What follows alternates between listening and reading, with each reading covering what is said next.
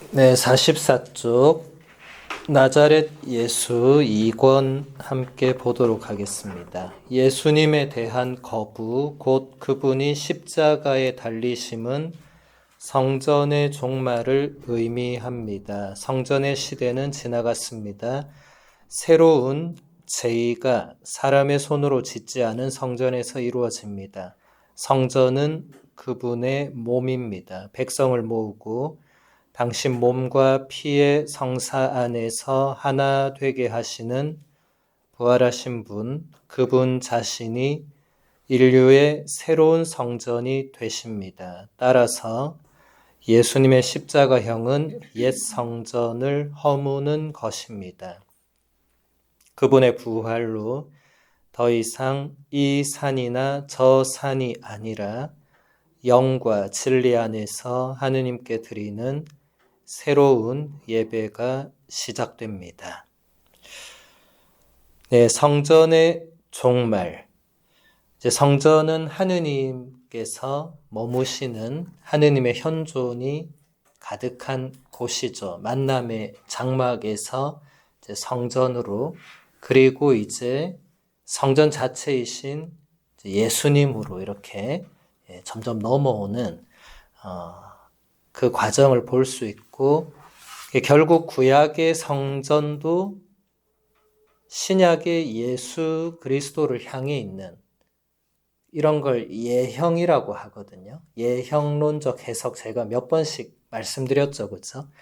구약의 모든 것은 신약의 예수 그리스도를 향해 있습니다. 어떤 방식으로든지 우리가 알든 모르든 아무 상관없이 그걸 예리하게 교부들이 이제 그것을 다 설명을 했고, 또 교황님도 그 부분을 계속 얘기를 하고 있습니다. 그래서 이제 더 이상 특정한 그 장소, 예전에는 그 예루살렘 성전으로 무조건 가야 했지만 이제는 그렇게 하지 않아도 되는 거죠. 이제는 예수 그리스도 그분이 바로 새로운 성전이 됩니다. 그래서 그분이 십자가에서 돌아가실 때 그 복음서에 보면 성전을 이제 맡고 있는, 가장 그 지성소를 맡고 있는 그 휘장이 위에서 아래로 두 갈래로 찢어졌다고 복음서가 기록을 하죠.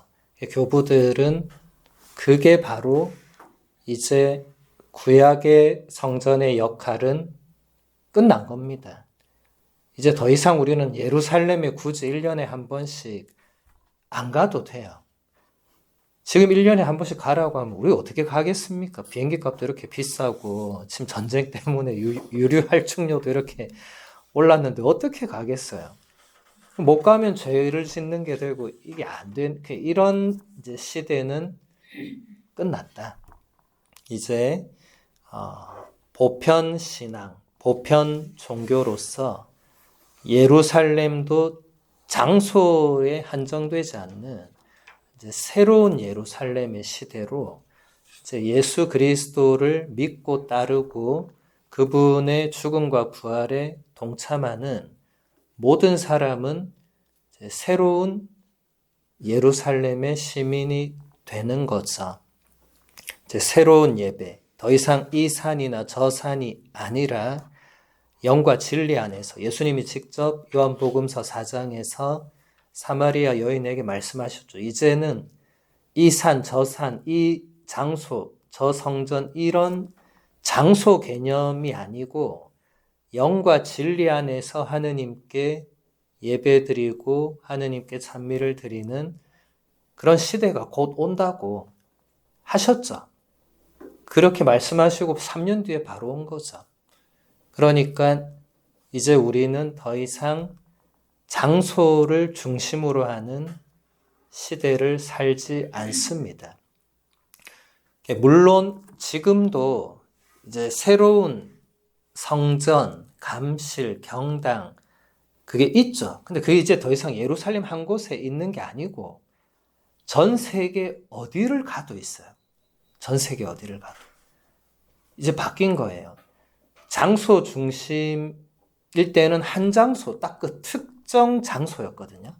근데 이제는 더 이상 그렇지 않고 우리가 전 세계 어디를 가더라도 가톨릭 교회가 있습니다. 이제 없는 곳이 없어요. 남극이 없고 북극이 없고 뭐 그 외에는 다 있어요. 제가 안 가본 곳을 일일이 확인은 못하지만 선교사들 얘기를 들어보면 거기 다 있어요. 예, 그러니까 이제 예수 그리스도가 예배의 중심이 되는 그런 시대. 이제 미사도 물론 성전에서 드리는 게 기본이지만 그러지 못할 때는 미사를 얼마든지 다른 장소에서 드릴 수 있죠. 우리 수녀님들 혹시 그 돌아가신 베트남의 그 구엔 반투안 추기경님이라고 혹시 들어보셨는지 모르겠는데 그분이 베트남의 그 공산 정권 그 치하에서 10년 넘게 감옥에 갇혀 계셨거든요. 미사를 어떻게 드려요? 성전이 아닌데. 근데 거기서 그분이 매일 미사를 드리거든요. 신자들이 감옥으로 포도주를 조금 이렇게 건강의 이유로 이렇게 간수에게 얘기해서 넣어주면 주교님이 그 포도주 3방울을 손바닥에 이렇게 올려서 미사를 봉헌하는 거예요. 그리고 성냥갑을 이렇게 조그맣게 해가지고 그 안에 그 축성된 성체 일부분을 이렇게 모셔서 감옥에서 성체조비를 하신 거예요. 10년 넘게. 이 이야기가 굉장히 그 당시에 전 세계 신앙인들에게 정말 엄청난 쇼크, 좋은 쇼크죠. 그러니까 이제 정말로 예수님의 말씀이 감옥에서도 실현이 되는 거예요. 그 구엔 반투안 추기경님은 거기가 바로 주교자 성당이었고 거기가 바로 감실이었다고.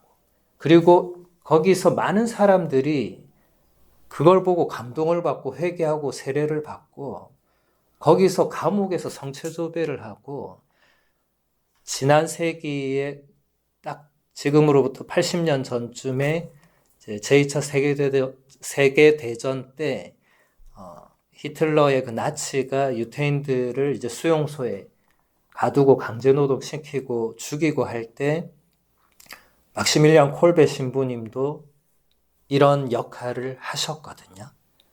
감옥에서 그 사람들이 기쁨의 찬미가를 부르는 거예요.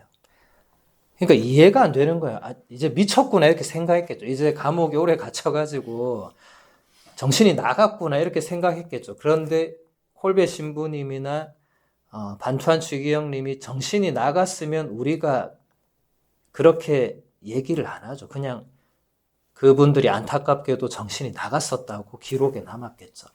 근데 그분 책 보면 정신 나간 분이 그런 책을 쓸 수가 없어요. 정신이 나간 사람은 책을 쓰지 않습니다. 그렇지 않나요? 정신이 나갔는데 어떻게 책을 씁니까? 예.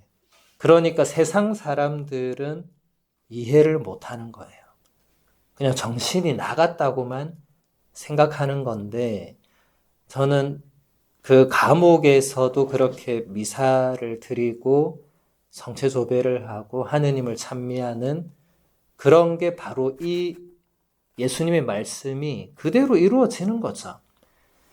우리는 다행히 뭐 정권에 의해서 감옥에 갇히거나 그럴 일은 없는 국가에 진짜 다행히 살고 있지만 지금도 여전히 그런 국가에 살고 있는 그리스도인들이 있죠.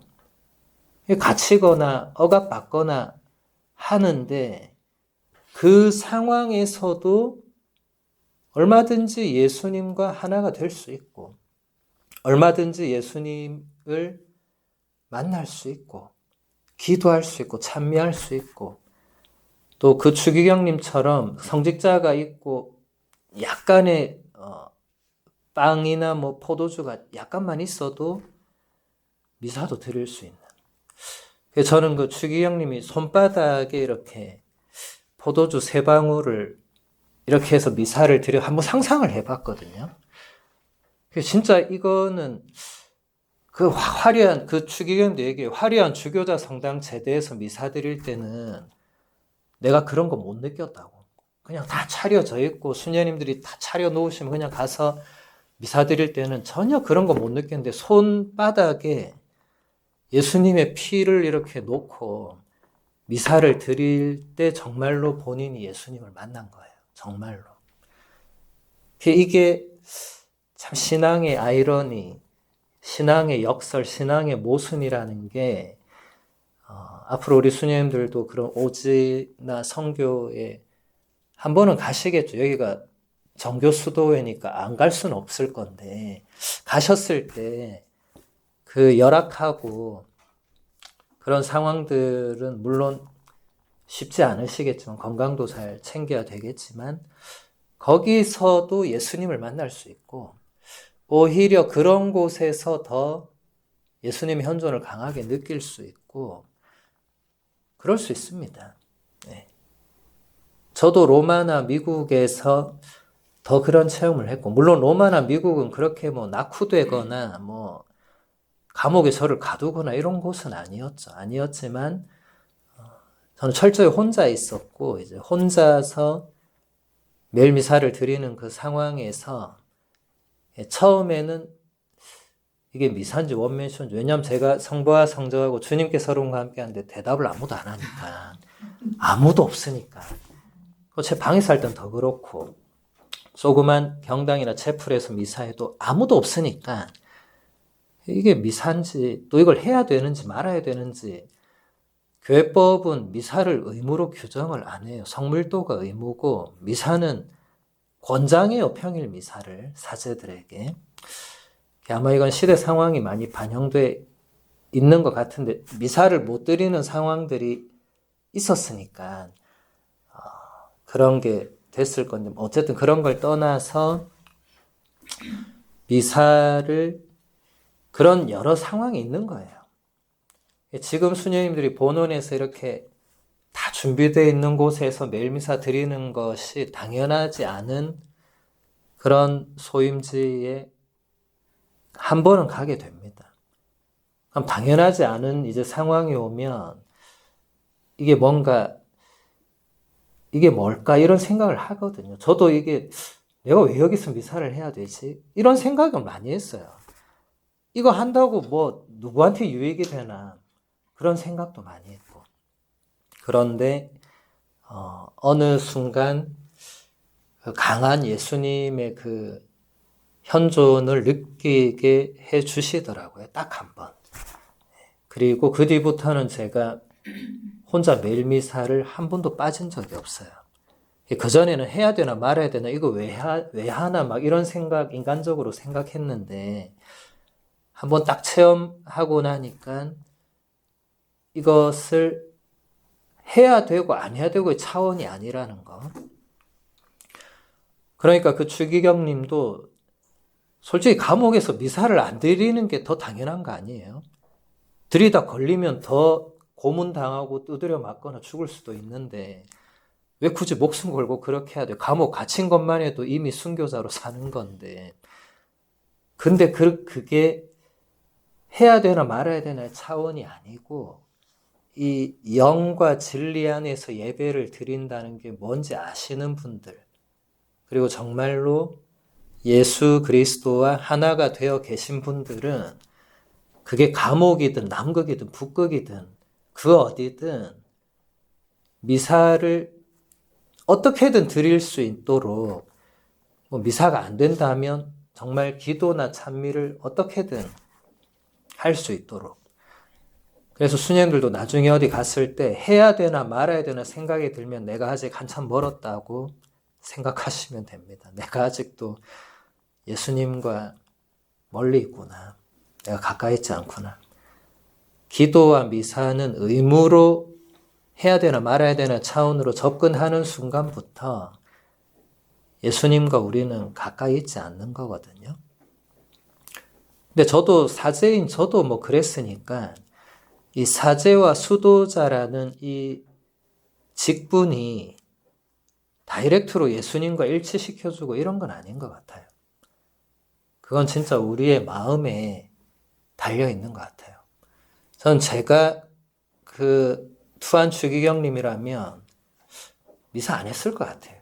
아니, 안 한다고 뭐 아무 문제가 안 되잖아요. 그냥 마음속으로 기도하고, 그냥 할 수 있는 기도하고 찬미하고, 그럼 되는데 굳이 그 목숨을 거기서 또 걸 필요가 없잖아요.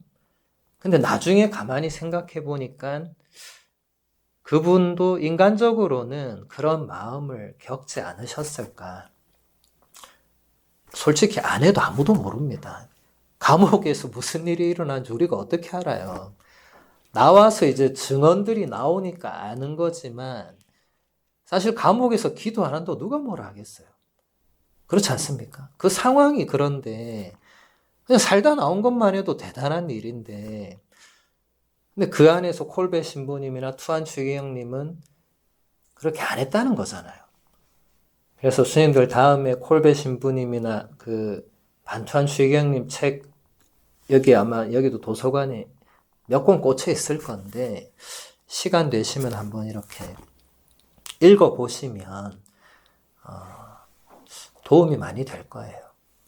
그래서 우리가 이렇게 한국과 이런 본원의 이 갖춰진 곳에서 사는 거하고 이제 저 멀리 열악한 곳에 정교를 가서 그분들하고 함께 살다 보면 반드시 한두 번 그런 거 겪을 수밖에 없거든요.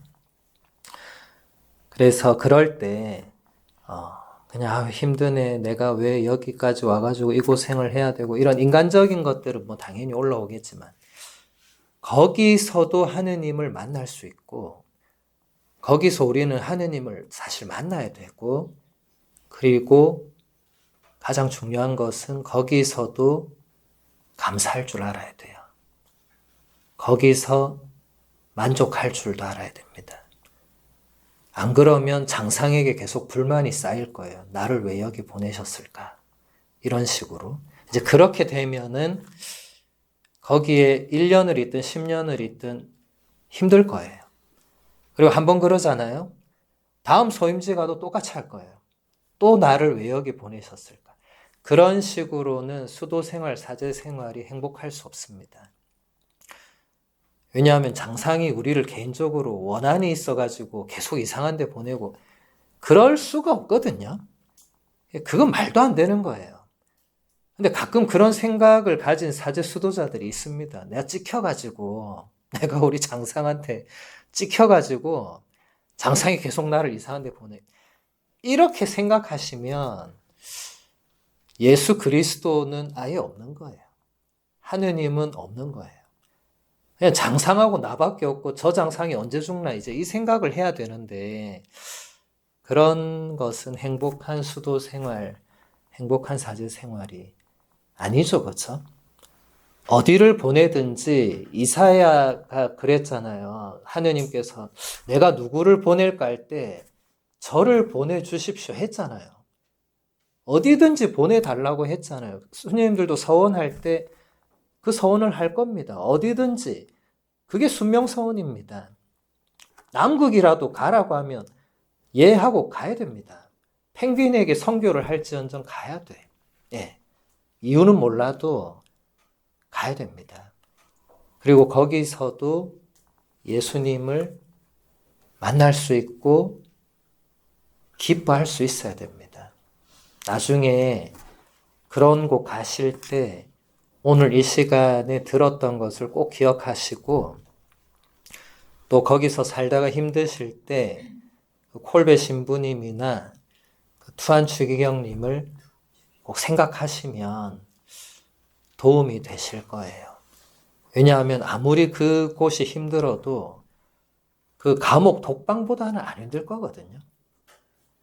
제가 가끔 로마나 미국에서 생각했어요. 이곳이 창살 없는 감옥이구나. 내가 나갈 수 있지만 나가면 아무것도 없기 때문에 그냥 갇혀 있는 거죠. 네. 책만 봤는데 기도하고. 근데 지금 와서 생각해 보니까 내 인생에 그렇게 책 보고 기도할 수 있는 자유가 주어진 시간이 그때밖에 없는 거예요. 이제 그렇고 싶어도 그럴 수가 없어요. 여기 강의 와야지, 어디 미사 가야지, 뭐 또 근무해야지, 뭐 해야지. 뭐 잠시도 가만히 있을 수 없어요. 근데 로마나 미국에 있을 때는 아무도 저를 건드리지 않았거든요. 노터치였거든요. 그러니까 지나고 보니까 그 시간도 은총이 거기 다 있었던 거죠. 제가 몰랐을 뿐이고. 그러니까 그 어떤 힘겨운 소임지를 가더라도 외적으로 볼 때는 이번에 인사에서 내가 가장 힘든 곳을 가게 되었을지라도 선배들이 너 이번에 고생 좀 하겠구나 하더라도 거기서도 하느님을 만나면 되는 거 아닙니까? 고생이야 뭐 딴 데는 고생 안 합니까? 다 합니다. 뭐 세상에 편한 소임지만 있겠어요? 그런 거 없어요. 뭐 큰 본당이 좋은 곳입니까? 아닙니다. 전혀 그렇지 않아요. 그런 것에 휩쓸리고 영향을 받는 순간 좋지 않습니다. 예수님께서 나를 거기서 만나기를 원하시면 거기가 어디든 거기서 만나면 되는 거예요.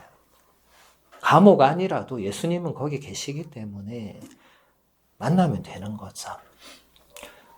마태복음 25장에서 보면 예수님께서 헐벗은 이들, 굶주린 이들, 감옥에 갇힌 이들 그렇게 일일이 열거를 하시면서 그들에게 해준 것이 나한테 해준 거다. 그 얘기를 하셨거든요. 그러니까 예수님은 감옥에 가도 만날 수 있는 분입니다. 어디를 가도. 그리고 헐벗고 굶주리고 목말라하고 이런 분들이 계신 곳에는 예수님이 계신 거죠. 그리고 저처럼 아무도 없는 곳에 가더라도 예수님은 계십니다. 제가 혼자 미사할 때 그걸 체험을 했거든요. 아무도 없다고 생각하면서 미사를 드렸는데 아니라고 얘기하시더라고요. 내가 여기 있다고 이렇게 말씀을 하시는 걸 제가 들었어요. 요한 마리아 비안네 성인도 신자들이 오지 않는 그 아르스 시골 마을에 부임을 해서 성전에 앉아있는데 신자들이 안 오는 거예요. 하루는 물어본 거예요. 예수님 당신이 어디 계십니까? 하니까 여기 있다고. 내가 여기 있다고. 아무도 없지만 내가 있다고. 그러면 다 된 거 아니에요. 뭐 굳이 사람 꼭 더 있어야 돼요? 굳이 사람 많은 곳에 내가 가서 뭐 큰일 해야 됩니까? 아닙니다. 큰일 작은 일 구분 없습니다. 그런 유혹에서 벗어나야 됩니다. 숫자의 유혹과 내가 훌륭한 도구로서 큰일을 하겠다. 그거 다 유혹입니다. 큰일 안 해도 됩니다. 허드렛 일만 그냥 열심히 해도 기쁘게 하면 돼요. 네. 나중에 수녀님들 점점 이제 연차 오를 때 쟤는 큰 본당 보내고 나는 저 시골에 보내고 이렇게 생각하시는 순간 이제 수도 생활 기쁨이 거기서 끝난 거예요. 어디를 보내도 기쁘게 예 제가 가겠습니다. 이렇게 하셔야 됩니다. 어디를 보내도. 네. 쉽지 않을 거예요, 근데. 네. 특히 이렇게 같이 살기 때문에 더 쉽지가 않아요. 네. 그런데 본질은 예수님께서 어디든지 나와 함께 계신다는 그 확신을 가지고 살면 어디를 가라고 해도 그 수녀님은 기쁘게 살 겁니다. 그런 수님들이 있어요, 보면. 어디에 가도 수녀님들이 계시거든요. 저도 전 세계를 많이 가봤잖아요. 어디를 가도 수도자가 있어요. 근데 기쁜 수도자가 있고 안 기쁜 수도자가 있더라고요. 근데 그 기쁜 분들을 보면 아, 이분들은 어디를 가도 상관없는 거예요. 그냥 예수님이 함께 계시니까 그걸로 충분한 거예요. 이거는 이론이 아니고 현실이 되어야 되는데 그걸 현실로 만드는 거는 수녀님들 각자가 할 일입니다. 아무도 그걸 이론을 현실로 만들어 주진 않아요. 장상이 여러분들을 이제 어딘가로 계속 이제 보낼 건데 뭐 3년이나 4년 주기적으로 그게 나에게 매번 기쁨과 행복을 보장해 주지 않습니다. 크고 좋은데 갔다고 쳐요. 그게 장상이 나를 인정해주고 그런 걸 아무 상관없어요. 그냥 그 순간 이제 누군가 필요해서 넣는 거지. 그 사람한테 인정받는 걸로 기뻐할 필요 없습니다. 하느님한테 인정을 받아야 기쁜 거지. 그리고 하느님께 인정받는 게 그 인사이동지 때 보고 내가 인정받았구나. 그런 거 아니에요.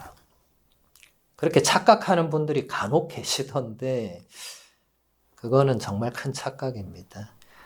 어디를 가더라도 예수님과 함께 기쁘면 되는 겁니다. 그러면 나머지 일들은 기뻐서 하기 때문에 전혀 문제가 안 돼요. 기쁘게 하면 되겠죠, 그죠? 네.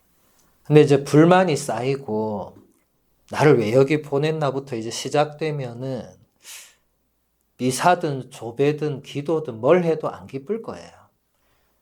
그럼 이제 안 기쁘면 이제 수도 생활에 이제 회의가 오겠죠. 그럼 이제 그분은 이제 수도 생활이 계속 힘들 수밖에 없습니다. 근데 이 귀한 부르심을 우리가 그런 방향으로 가다 보면은 언젠가는 부르심을 스스로 본인이 거부하거나 포기하는 일들이 생겨요. 요즘은 수도생활, 사제생활 오래 했다고 끝까지 가는 보장이 없습니다. 제가 보니까 그래요. 네. 그 사람이 기쁨이 끝나고 나면 이제 버텨야 되는데 버티는 게 한계가 있는 거죠. 네. 안타깝죠, 그렇죠?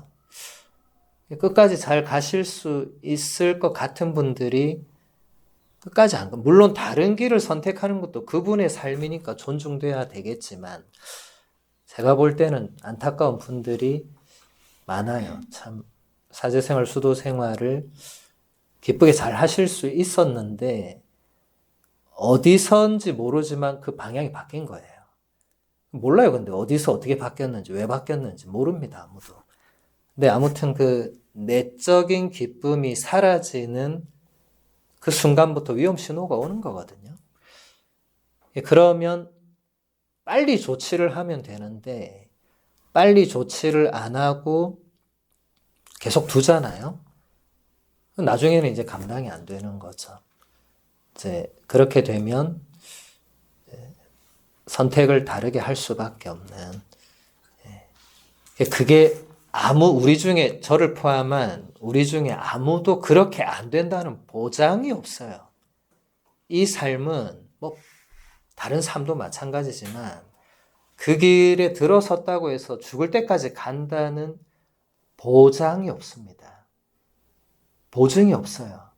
보증은 예수님밖에 없는데 우리가 그 보증을 우리 스스로 포기할 수 있기 때문에 그래서 제가 이런 말씀들을 드리는 겁니다.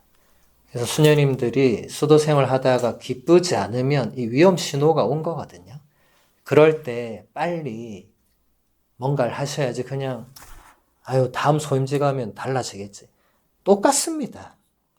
그런 분들은 어디를 보내놔도 똑같습니다. 기쁨이 없어요. 그러면은 만나는 사람들에게 기쁨이 없는 요소만 전할 수밖에 없어요. 그럼 그분들이 느껴요. 이 수녀님이 기쁨이 없구나. 이 신부님이 기쁨이 없구나. 불행한 거죠. 저는 그런 얘기들을 듣습니다. 안타깝죠. 만나서 얘기라도 하면 좋을 텐데 뭐 제가 만나자고 만나주겠어요. 제가 뭐 아무 상관도 없는 사람인데 그냥 기도해야죠. 그 수도자가 기쁨을 찾을 수 있기를. 근데 우리의 기쁨은 어디서 찾습니까? 우린 예수 그리스도 안에서 기쁨을 찾아야 되는데 거기서 못 찾으면 다른 데서 절대로 못 찾습니다. 근데 거기서 못 찾으면 더 이상 이분이 이 길을 걸어갈 힘을 못 얻겠죠, 그렇죠? 근데 그렇게까지 될 수도 있어요. 이제 그 선교지에 가면 그런 경우들이 발생합니다. 왜냐하면 우리나라도 아니고 남의 나라 가가지고 말도 안 통하고 이게 뭐 기후든 뭐든 음식도 뭐든 하나도 안 맞는데 거기서 뭐 최소 3년, 5년, 10년을 살아야 된다. 쉬운 게 아니에요, 이게. 지금은 내가 어디를 보내도 살겠다 이렇게 생각 들지만 나중에 조금씩 더 나이 들고 아파오고 이러면은 나 아픈데 또 남미로 가라고 이렇게 된다니까요. 인사지를 본 순간 아니 장상이 지금 내가 아픈 거 아는데도 나를 보내고 이제 이러면 기쁨이 없어져요. 내가 아픈데 나보고 가라고 하니까. 그러니까 우리가 건강한 것도 물론 중요하지만 인사이동 때 그 장상이 우리의 모든 신체 조건 다 따져서 보낼 수가 없거든요. 장상이 우리가 지금 어디가 아픈지 일일이 어떻게 다 체크를 합니까? 드러난 분 외에는 그냥 적당히 아픈 거는 다 아프거든요. 그러니까 어쩔 수 없어요. 그걸 가지고 가야 돼요. 뭐 저도 로마 미국에서 뭐 안 아팠겠어요? 병원을 안 갔겠어요? 어쩔 수 없는 거잖아요. 그러니까 그 안에서도 기쁨을 간직할 줄 알아야 돼요. 근데 이런 건 아무도 안 가르쳐 주거든요. 이거는 정말로 여러분 각자가 예수님과 그 맺고 있는 관계가 그때 드러나는 거예요. 저도 로마 미국에서 제가 그런 걸 깨달았어요. 한국에서는 내가 이런 거 전혀 신경도 안 쓰고 살았는데 여기 탁 떨어지는 순간 이 나와 예수님 외에는 아무도 없어요. 지나가는 강아지도 나에게 눈길을 주지 않습니다. 왜냐하면 아무 상관이 없으니까. 내가 먹을 걸 주지 않는다는 걸 알고 있어요, 개들이. 그러니까 지나가는 강아지도 나를 무시하더라고요. 그런 세상에서 정말 이 말 한마디 안 통하는 곳에서 강아지도 나를 무시하는 거기서 버티고 살아야 되는 그리고 책도 한글로 된 책 하나도 없는 그 원서들을 읽어야 되는 그런 상황에서 나와 예수님만 있는 거죠. 수님들도 그런 곳에 갈 수 있어요. 안 간다는 보장이 없으니까. 그럴 때 오늘 이 시간을 기억하셔서 거기서도 기쁨을 간직할 수 있는 거기서도 사실 미사, 묵주기도, 성체조배 뭐 매일 합니다. 성물도 뭐 다른 나라 말이지만 매일 해요. 근데 기쁨이 없으면 그걸 어느 나라 말로 하든 기쁨이 없으면 아무 소용이 없어요. 그것을 터득을 해야 돼요. 못 알아들어도 못 알아듣는 말로 이제 기도를 해야 되는데 그 나라 가면 그 나라 말로 기도해야 됩니다. 수녀님들 그 선교 가서 조심해야 될 게 못 알아듣는다고 한국말로 하고 이러면 안 돼요. 무조건 그 나라 말로 해야 돼요. 못 알아들어도 솔직히 못 알아듣는 건 전혀 중요하지 않습니다. 그 나라 말로 어떻게든 익히고 살아야 돼요. 다시 돌아올 때까지는. 난 못 알아들으니까 그냥 내 나라 말로 묵주기도 하겠다. 그러면 못 버팁니다. 못 알아들어도 나 혼자 해도 묵주기도도 그 나라 말로 해야 돼요. 그 사람들이 쓰는 그 언어로 어떻게든 해야 돼요. 하기 싫어도 해야 돼요. 왜냐하면 그래야 같이 사는 거니까. 수녀님들이 만약 남미 어디 갔어요.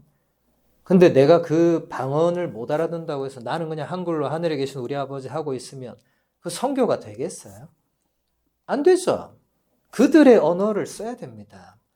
어떻게든 배워야 되고 그것은 선교를 위해서 갔으면 어쩔 수 없어요.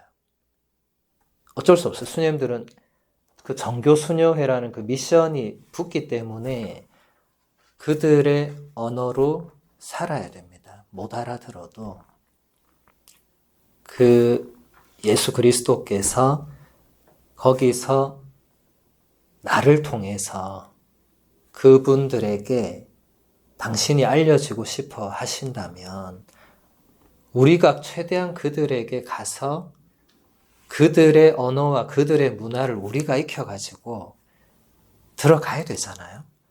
그들 보고 한국말 배워라. 그러면 안 되잖아요. 그분들이 어떻게 배우겠어요? 그러니까 어떻게든지 그분들의 그 세계에 최대한 내가 들어가기 위해서 노력하고 그리고 최대한 거기서 예수님의 성심을 전하려고 복음을 전하려고 최대한 애를 쓰다 보면은 기쁨이 있습니다. 없을 수 없어요. 저도 정말 생각지 않은 곳에서 기쁨이 오더라고요. 정말로. 생각지 않았던 순간과 생각지 않았던 장소와 생각지 않았던 사람들을 통해서 하느님께서 너 수고했다고, 열심히 했다고 그런 걸 주시더라고요. 전혀 뜻밖의. 제가 기대도 안 했는데. 그래서 수녀님들도 내가 이렇게 열심히 했으니까 나중에 뭐 상을 주시겠지.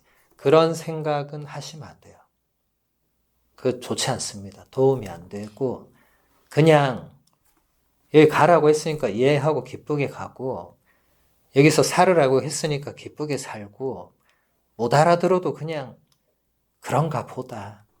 예. 어느 유행가 가사에 살다 보면 사라진다 이런 말이 있더라고요.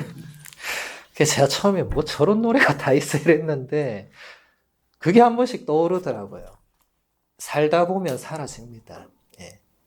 세상에 인간이 못 살 곳은 남극, 북극, 우주 이런 데밖에 없는데 다행히 우리가 그런 데 소임이 나진 않기 때문에 나머지는 어느 나라든지 사라집니다. 살다 보면. 처음엔 힘들지만 하루 이틀 지나고 한 달, 두 달 지나고 1년, 2년 지나면 사라집니다. 예. 못 살 곳은 없어요. 그래서 거기서도 내가 어떻게 하면 예수 그리스도와 일치하는 기쁨을 잃어버리지 않을 수 있고 어떻게 하면 그것을 또 거기 있는 분들에게 전하고 나눌 수 있는가. 이것은 우리가 평생 해야 되는 사명이고 과제잖아요. 복음 선포는 우린 죽을 때까지 해야 됩니다. 은퇴하면 안 해도 되겠지. 그런 거 없어요, 우리는. 처음부터 그런 건 없었습니다. 지금 이제 여기 계신 은퇴하신 수녀님들은 이제 아무래도 연로하시고 이제 몸이 많이 쇠약해지셨으니까 어쩔 수 없는 한계를 이제 수도회가 감안해 주시는 거죠. 그래서 여기 이제 본원에 계시는 건데 그렇다고 해도 복음 선포는 계속 되는 겁니다. 그분들도 여기 계신 이 우리 젊은 수녀님들한테 그분들 존재와 삶이 복음 선포가 되겠죠. 그분들을 보고 느끼는 게 있겠죠. 평생을 50년, 60년을 수도 생활해 오신 그분들에게 배워야 됩니다. 최대한. 예.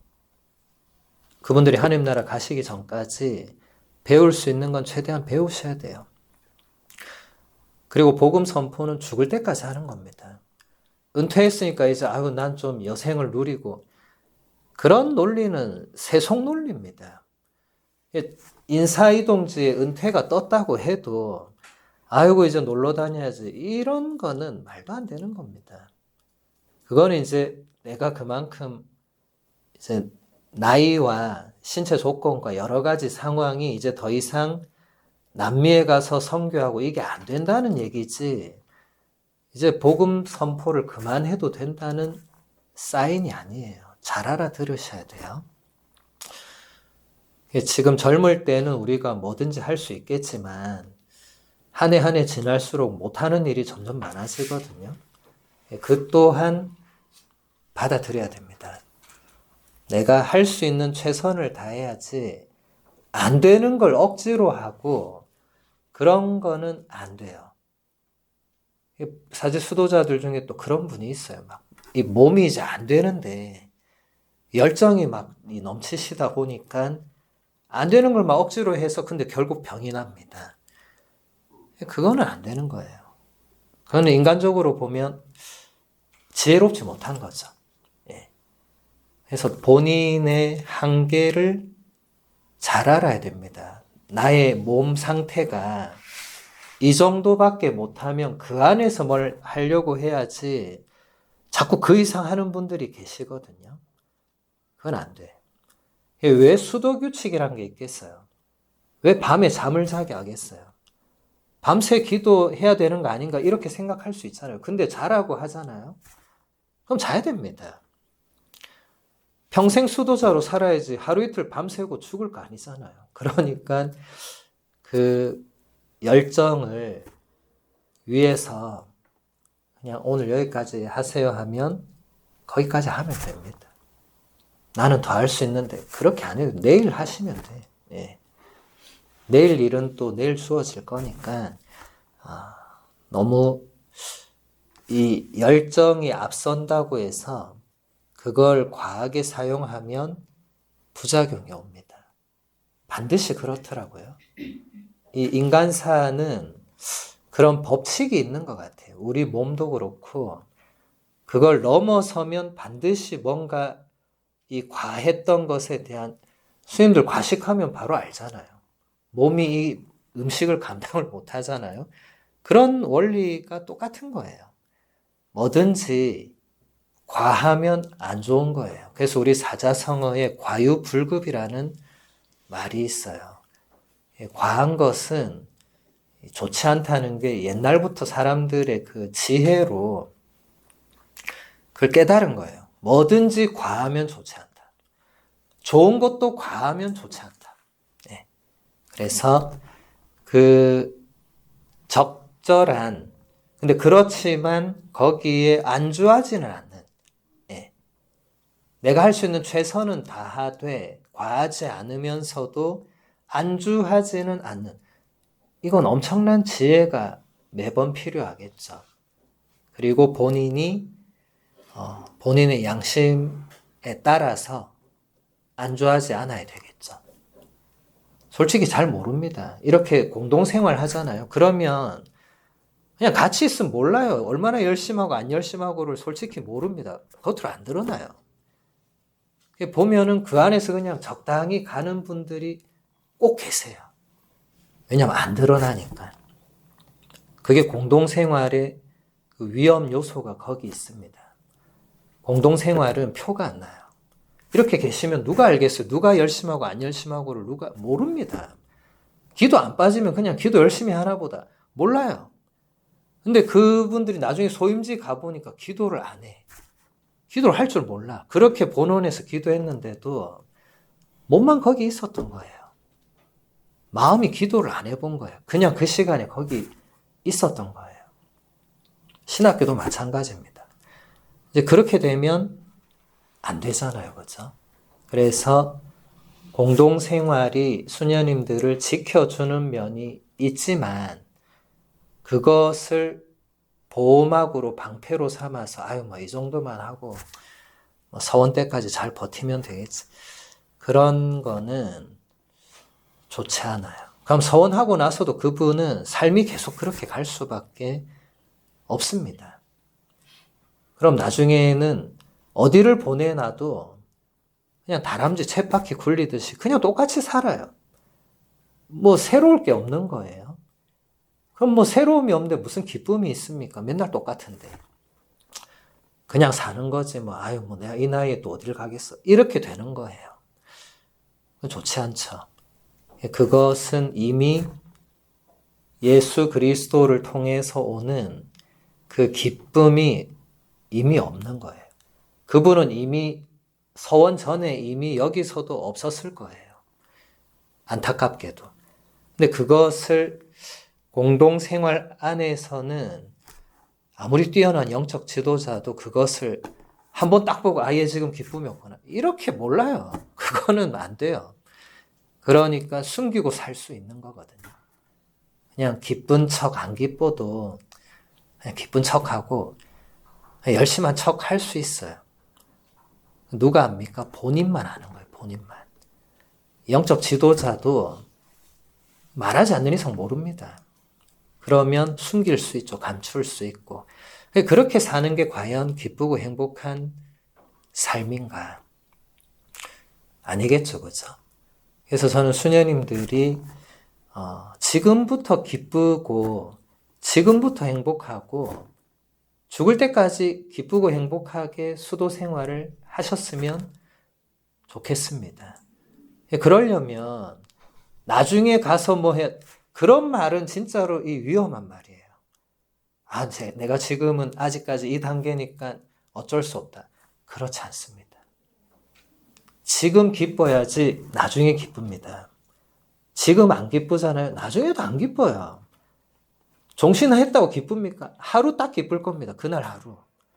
그 다음 날부터 별로 안 기뻐요. 왜냐면 똑같거든. 그렇게 되면은 안 되는 거예요.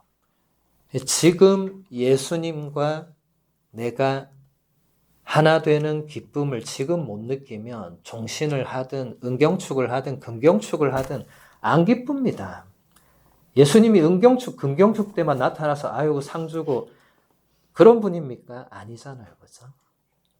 그래서 그런 생각은 빨리 수녀님들의 그 계획 안에서 없애버리고 그냥 오늘이 마지막인 것처럼 지상에서 나한테 주어진 시간이 그냥 오늘 하루밖에 없는 것처럼 그러면 기쁘게 살아야 되잖아요. 내일 모레가 매일 주어진다고 보장되어 있지 않잖아요. 그죠? 그러니까 예수님과의 만남도 나중에 내가 기쁘게 만나죠. 언제 나중에 도대체 언제입니까? 그 종신 뒤에가 나중이에요? 아니에요. 저도 신학교 때 그런 착각을 좀 했는데 사제로 살면 살수록 그게 정말 큰 착각이었구나. 제가 신학교 생활 10년밖에 안 했는데 지금 사제 생활을 20년 했어요. 2배 넘게 했어요. 그러니까 그때 어릴 때 생각했던 것들 중에 많은 것들이 내가 잘못 생각했구나를 이제 와서 많이 느끼는 거예요. 저는 그냥 사제가 되고 나면 한 사제 생활 20년 차쯤 되면 알아서 행복할 줄 알았거든요. 신학교 때는. 그런 거 아닙니다.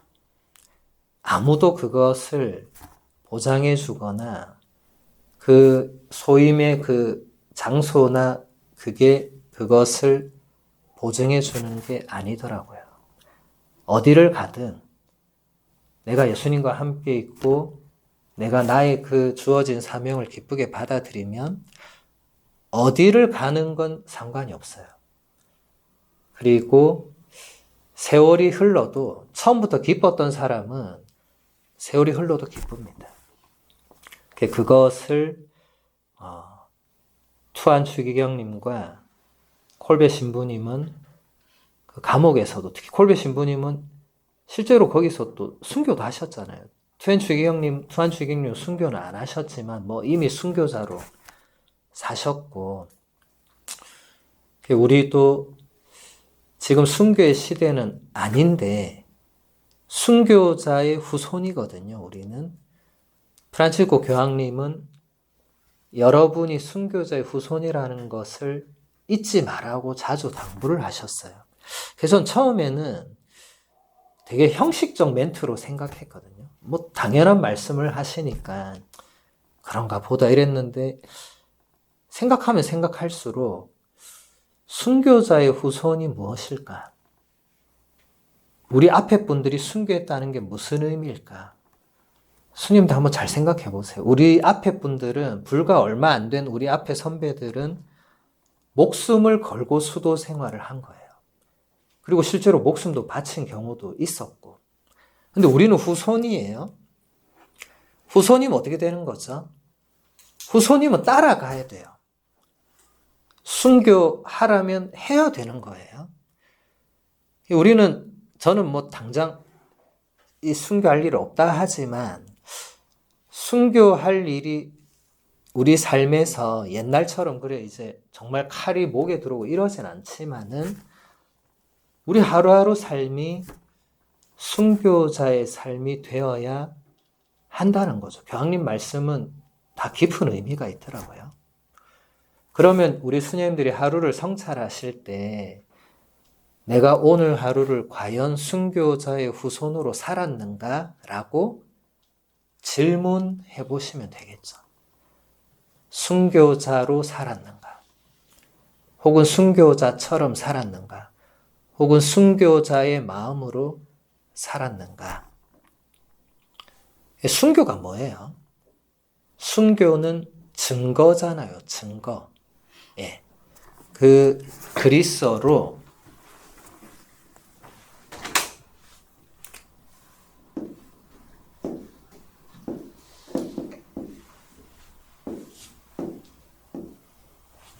그리스어로 마르티레오라고 하는 것이 원래는 증거하다, 증언하다. 이게 지금 우리가 사용하는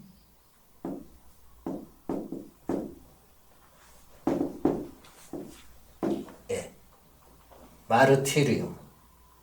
영어도 다 이 단어들을 그대로 써요.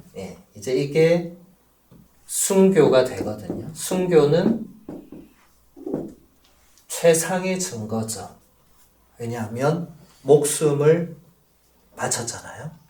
예수님께서 친구들을 위하여, 벗을 위하여 목숨을 내놓는 것보다 더 큰 사랑은 없다고 하셨잖아요.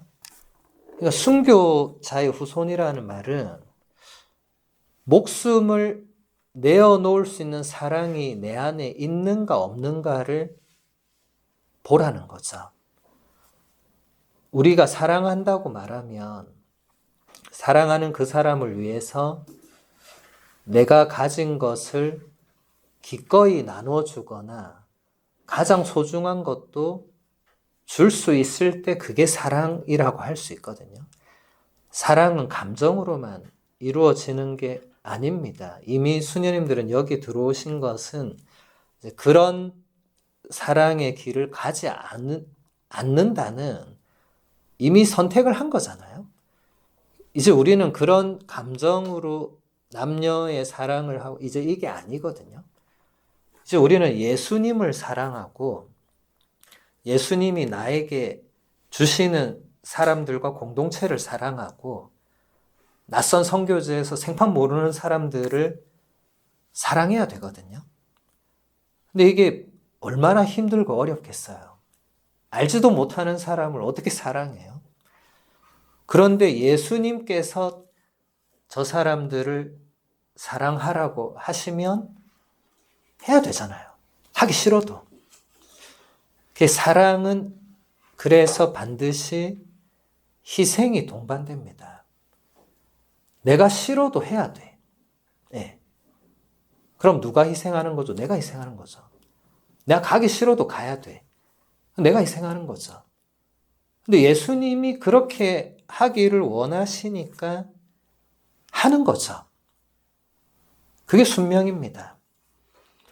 그래서 수녀님들 서원은 한 번 하고 끝나는 게 아니고 죽을 때까지 그 정신을 간직하고 사는 거거든요.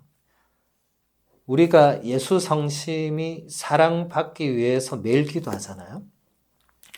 그럼 우리도 예수님을 사랑하고 그분이 나에게 사랑하라고 원하는 맡긴 사람들을 사랑해야 되는데 순교는 그게 가장 최상의 사랑을 드러내는 거죠. 왜냐하면 이제 목숨을 내놓는 것은 콜베 신부님이 내가 대신 죽겠다고 손드신 것은 이건 그 이상의 뭔가 그 이상의 단계가 없어요. 이제 보여줄 더 큰 사랑이 없습니다.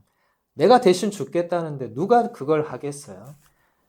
그거는 요나가 바다로 뛰어드는 그 행위랑 같은 거잖아요. 누군가가 죽어야 돼. 누군가가. 예수님도 마찬가지잖아요. 예수님이 죽어야만 밀알 하나가 땅에 떨어져서, 예수님 직접 말씀하신 거잖아요. 밀알 하나가 땅에 떨어져서 죽어야만 열매를 맺을 수 있는 거잖아요. 사실 이 사랑과 죽음은 또 연결이 됩니다. 그런 의미에서는. 그래서 우리는 날마다 수도 생활을 한다는 것은 날마다 죽음을 안고 사는 것과도 같죠. 왜 수녀님들이 또 사제들이 이 시커먼 옷, 물론 지금 색깔은 수녀님들은 바꿨지만 왜 이 옷만 입겠어요? 이건 세상에 대해서 나는 죽었다는 표시거든요. 이건 장식용 옷이 아니고 그냥 사제 수도자 그냥 기성복이 아닙니다. 죽은 거예요. 이 사제복이 마찬가지. 원래 사제복은 검은색밖에 없었어요. 이게 검은색은 죽음입니다. 그리고 이 흰색은 부활을 상징하죠. 그렇죠?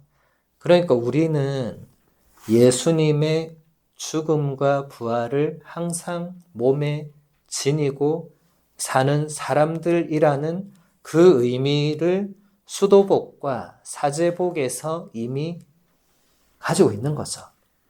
평생 입어야 됩니다. 평생. 근데 입는다고 다 끝나는 게 아니죠. 이미 입었잖아요. 그러면 이제 다른 거 해야죠, 이제. 이제는 예수님께서 너 이거 해라 하는 것을 해야죠. 하기 싫어도. 그리고 여기 가라 하면 가야죠. 가기 싫어도. 주교님께서 저한테 로마로 가라고 하실 때 제가 솔직히 가기 싫었거든요. 근데 예수님께서 가라고 하시니까 가는 겁니다. 가서 엄청 고생했거든요. 인간적으로는 억울하죠.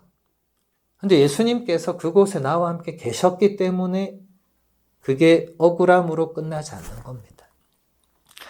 수녀님들도 그렇게 평생을 이제 사셔야 됩니다. 가기 싫어도 하기 싫어도 그분이 원하시면 해야 됩니다. 근데 그게 희생인데 그게 우리가 예수님께 드릴 수 있는 사랑입니다. 예수님도 우리가 힘든 걸 아시거든요. 예수님이 우리가 힘든 거 아시는데 왜 가라고 하겠어요? 거기서 당신을 만나야 되기 때문에 그래서 그렇습니다. 나중에 본원의 시간이 그리울 수 있어요. 그때가 좋았구나 이럴 수 있습니다. 저도 사제로 살아보니까 신학교 때가 제일 좋았구나. 이걸 매일 느낍니다. 그것도 신학교 1학년 때가 가장 좋았구나. 철 모르고 아무것도 모를 때 그냥 시키는 거 할 때가 가장 좋았구나. 뭐 지났는데 이제 어쩔 수 없죠. 그래서 이 죽을 때까지 이 한 길을 걸어간다는 게 근데 누구나 다 그렇게 하거든요. 뭐 결혼한 분들도 마찬가지고요. 죽을 때까지 다 한 길을 갑니다. 그러니까 그 길은 참 뭐랄까요. 이게 예수님께서 그 순간순간 매번 우리에게 드러나게 뭘 주시진 않거든요.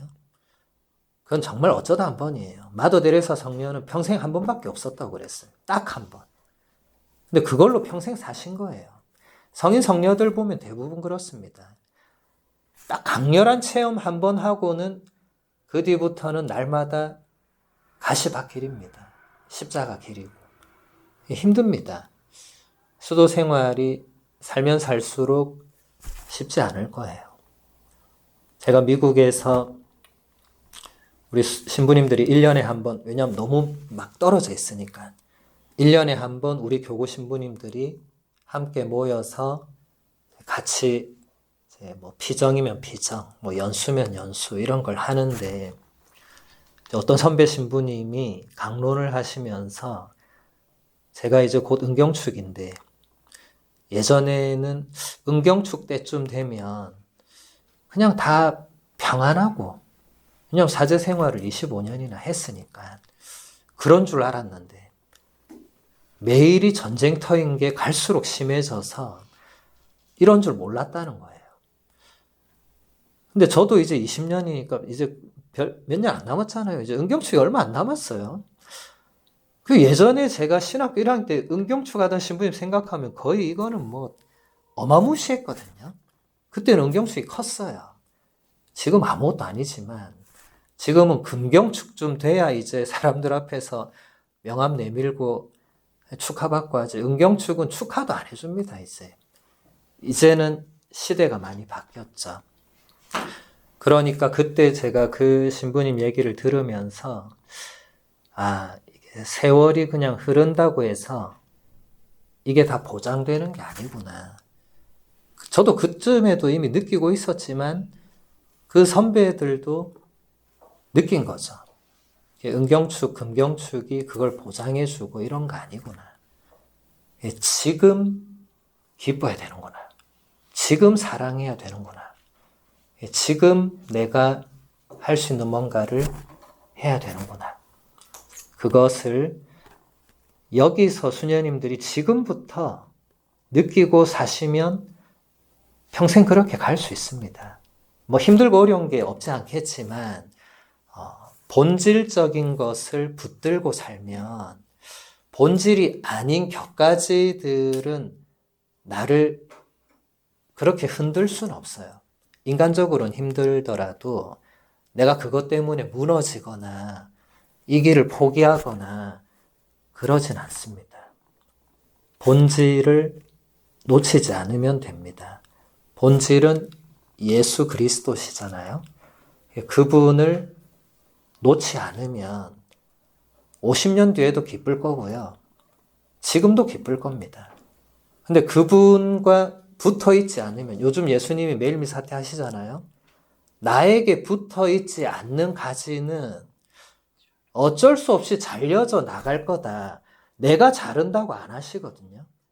예수님은 우리를 자르는 분이 아닙니다. 예수님은 나한테 붙어 있으라고 하시는 분인데 내가 안 붙어 있으면은 어쩔 수 없이 잘려 나가고 그렇게 되면 말라 버릴 수밖에 없고 그러면 말라져 있는 상태의 그 가지는 태워버린다고.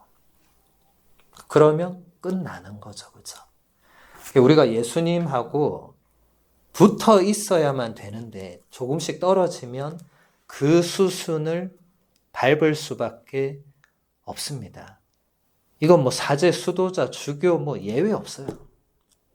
여기에는 예외가 없어요. 예수님 안에 머물러 있지 않고 붙어 있지 않으면 사제 생활, 수도 생활 50년 했어도 잘라져 나갑니다. 그 사제, 수도자 직을 유지하고 있더라도 내적으로는 이미 붙어 있지 않으면 잘라져 나간 거예요. 저는 그런 분들도 봅니다. 사제생활, 수도생활 50년 했는데도 예수님과 붙어 있지 않은 경우도 간혹 있더라고요. 아주 간혹.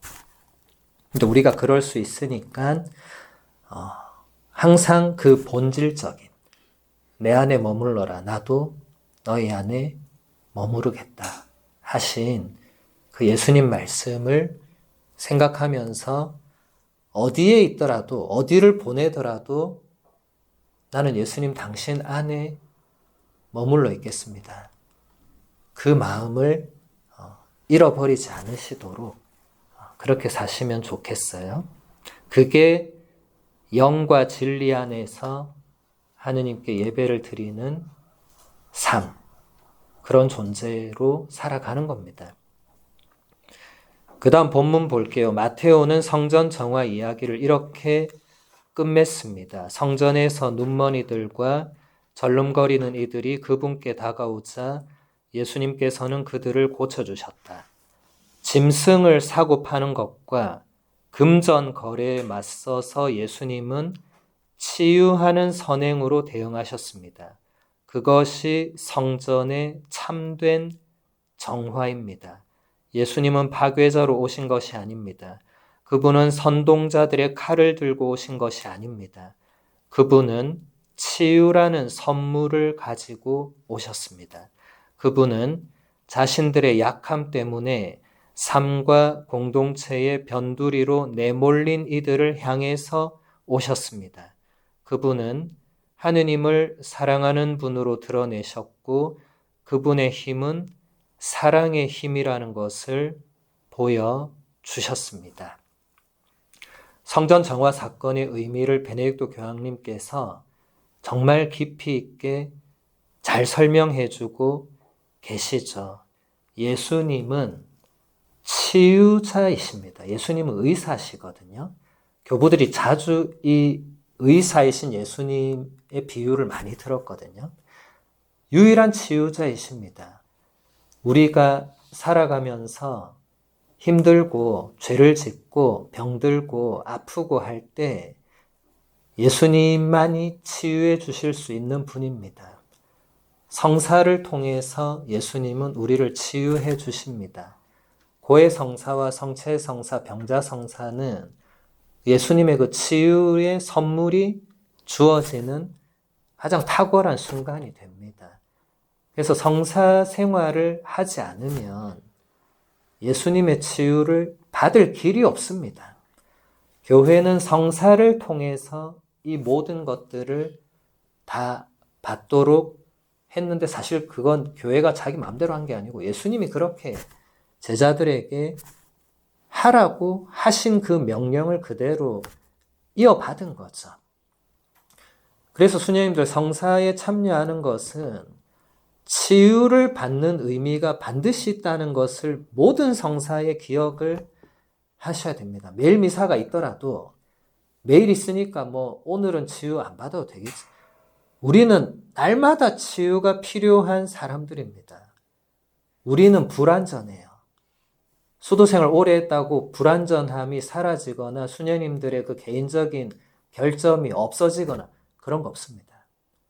가톨릭교회 교리서를 읽어봐도 세례성사를 통해서 원죄와 본죄가 다 용서받고 그 전에 모든 게 씻겨지고 은총을 충만히 받지만은 그렇다고 해서 나의 인간적인 그 나약함과 그 의지의 부족함과 그런 게 그때 다 치유되는 거 아니다. 사제 서품 받았다고 다 치유되는 거 아닙니다. 종신서원 했다고 그 이전까지 그 수도자로서의 부족함이 다 치유되는 거 아닙니다. 그래서 매일 미사를 우리가 죽을 때까지 참여하는 거죠. 그렇게 해서 날마다 치유를 받습니다. 우리는 날마다 치유가 필요한 죄인들이죠. 우리 수녀님들이 하루도 죄를 안 짓고 사는 하루가 없습니다. 그 없다고 생각하는 분들은 상당히 위험한 상황에 지금 가 있는 거예요. 내가 오늘 하루는 죄를 안 지었네. 그 위험한 거예요. 죄를 안 짓고 살 수가 없어요, 우리는. 어쩔 수 없습니다. 아우구스티노 성인이 그런 자신의 비참함을 얼마나 한탄했는지 몰라요. 굳이 우리는 한탄 안 해도 됩니다. 이미 알고 있기 때문에. 근데 알고 있는 게 중요해요. 난 아닌 것 같은데 그 순간부터 위험합니다. 바리사이는 멀리 있지 않습니다. 가까이 있어요. 프란치스코 교황님은 제가 어제 강의할 때 프란치스코 교황님이 가장 경계해야 되는 두 가지 부류의 사람으로 위선자와 이방인을 언급했거든요. 근데 그게 남 얘기가 아니더라고요. 우리가 살아가다 보면 위선자로 살거나 이방인, 그러니까 전혀 하느님을 모르는 사람처럼 살아간다는 거예요. 사제나 수도자도 그럴 수 있고 오히려 사제와 수도자들이 사실은 더 위선적인 삶의 위험에 유혹에 더 우리는 노출되어 있습니다. 특히 수녀님들이 본당에 가시면 본당 신자들이 보고 있거든요. 보고 있으니까 이 뭐 열심히 안 할 수 없죠. 그런데 내 마음은 또 안 그렇거든요. 이게 부딪히는 거예요. 근데 신자들이 그걸 잘 몰라요. 그냥 우리 스님 열심히 하시네요. 기도도 저렇게 열심히 하시고. 근데 나는 알잖아요. 이게 부끄러워할 줄 알아야 돼요. 그날 하루 성찰할 때 내가 오늘도 신자들한테 보이기 위해서 참 그렇게 말하고 행동했구나라고 성찰할 줄 알면 다행인데 이 하루 이틀 건너뛰잖아요. 그러면은 내가 나중에 뭐가 좀 성녀가 다 됐나 이런 착각에 빠질 수 있습니다. 위험하죠. 근데 우리가 그렇게 될 수 있어요. 저도 이 본당에 있으니까 한두 번 그런 착각에 빠지더라고요. 신자들이 하도 칭찬하니까 내가 좀 어디 경지에 좀 갔나 보다. 바로 떨어지는 겁니다. 겸손해야 됩니다. 우리는 날마다 치유의 손길이 필요한 죄인이라는 그 고백을 시켜서 하는 게 아니고 매일 미사와 끝기도, 저녁기도 성찰할 때 잠들기 전에 하셔야 됩니다. 시켜서 하는 게 아니고 그냥 이 고백이 나와야 됩니다. 예수님, 저는 당신의 치유가 매 순간 필요합니다라고 내 입으로 직접 고백을 하셔야 됩니다. 미사 경문에 있는 것만 하고 끝내지 마시고 수녀님들이 혼자 있을 때 직접 고백을 해보시기 바랍니다. 그러면 이거 왜 신부님이 오늘 하라고 했는지 이유를 알게 될 거예요. 내가 치유가 필요한 부분이 왜 없겠어요? 잘 찾아보셔야 됩니다. 우리는 다 부족하거든요. 그걸 인정해야 됩니다. 내가 이 부분이 부족하다는 것을 인정해야 돼요. 안타깝지만 어쩔 수 없어요. 예수님께서 다 주시지 않습니다. 근데 우리 각자에게 고유한 선물을 주시지만 부족함도 그대로 두시거든요. 그 부족함을 돌아가신 그 엠마누엘 수녀님이라고 평생을 그 아프리카의 그 난민 그 거린들하고 살았던 그 수녀님이 있어요. 나중에 그 수녀님 책 아듀라고 한번 찾아서 도서관에 있을 거예요. 읽어보세요. 그분이 100살까지 사셨거든요. 100살에 자서전을 쓰셨어요. 100년을 돌아보면서 썼는데 그때 그 수녀님이 그 책에서 뭐라고 했냐면 모든 인간은 본인을 포함해서 모든 인간은 구멍이 있다. 이게 뭐예요?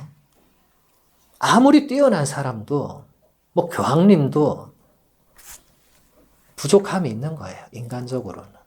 약함이 있어요. 그래서 치유가 필요합니다. 프란치스코 교황님이 날마다 맨 마지막에 뭐라고 하셨냐면 저를 위해 기도해 주십시오. 이렇게 했거든요. 저는 죄인이라고. 사람들이 다 웃었어요. 근데 교황님은 웃지 않았습니다. 교황님은 당신이 부족한 죄인이라는 걸 알고 계셨던 분입니다. 전 그래서 그분이 위대한 교황이라고 많이 느꼈어요. 살아 계실 때부터도 저렇게 겸손한 거는 정말 프란치스코 성인을 닮았구나. 프란치스코 성인은 살아있을 때 성인으로 부를 수, 왜냐하면 겸손해서 그래요. 그 동료들이 아니 어떻게 저렇게 겸손할 수 있지라고 보나벤투라 성인 같은 분도 뛰어난 성인이었거든요. 근데 보나벤투라 성인도 프란치스코 성인을 보니까 아니 저렇게 겸손할 수가 없는 거예요. 그런데도 프란치스코 성인도 본인도 얼마나 부족하고 죄가 많은지를 알고 있었죠. 그래서 수녀님들 아는 게 중요합니다. 그리고 알고 있으면 고백을 해야 돼요. 예수님, 저는 당신의 치유와 치유의 손길이 필요합니다. 오늘 혼자 있을 때 직접 말씀드려 보세요. 근데 그렇게 하면서 뭔가를 느낄 거예요. 그 순간에 예수님의 그 진짜 치유의 손길이 느껴질 거예요. 그러면 다음날 미사 때도 성체가 내 손에 이렇게 딱 놓여질 때 느낄 거예요. 그분께서 치유해 주시는구나. 여러분의 그 죄인의 손에 예수님의 몸이 놓이는 이게 얼마나 엄청난 겁니까? 이건 기적 중에 기적이에요. 이 손에 그 예수님의 몸이 어떻게 놓일 수가 있습니까? 저 미사 드릴 때마다 그런 걸 생각하면 막 몸이 떨려서 이 미사가 잘 안 될 때가 있어요. 제 손으로 이 성체를 손을 대야 되는데 손을 못 대는 순간이 가끔 발생합니다. 근데 미사를 진행은 해야 되니까 어쩔 수 없잖아요. 근데 그 정도로 그 신비라는 이 치유라는 게 이게 단순히 일회적으로 반창고 붙여서 낫는 차원이 아닌 거예요. 예수님이 우리에게 오시는 것은 그 안에 모든 게 담겨 있거든요. 그래서 베네딕토 교황님도 지금 선물이라는 표현을 쓰시잖아요. 우리가 매일 예수님께 선물을 받는데 이게 이런 거 하나 이렇게 받는 차원이 아니잖아요. 그래서 수녀님들이 감사하는 마음도 그런 의미에서 사도 바오로가 항상 기뻐하십시오. 네. 모든 일에 감사하십시오 했잖아요. 모든 일에. 왜냐하면 예수님께서 우리에게 선물로 주시는 그 안에 그 모든 게 다 있는 거예요. 모든 것을 이겨낼 힘, 모든 죄를 용서해 주시는 그 자비, 모든 나약함과 병을 치유해 주시는 그 힘, 그 모든 게 선물이라는 단어 안에 들어 있습니다. 미사는 1시간 안에 다 끝나겠지만 거기서 우리가 받는 그 힘은 1시간짜리가 아닙니다. 그건 영원한 거죠. 시간과 공간을 초월한 거죠. 그래서 프란치스코 성인이 사제들에게 그런 부탁을 하신 거예요. 당신이 이제 곧 드리는 미사가 생애 처음인 듯, 그리고 당신 생애 마지막인 듯 온 마음과 온 정성을 다해달라고. 그럼 사제만 그렇게 하면 됩니까? 여러분도 똑같이 해야죠.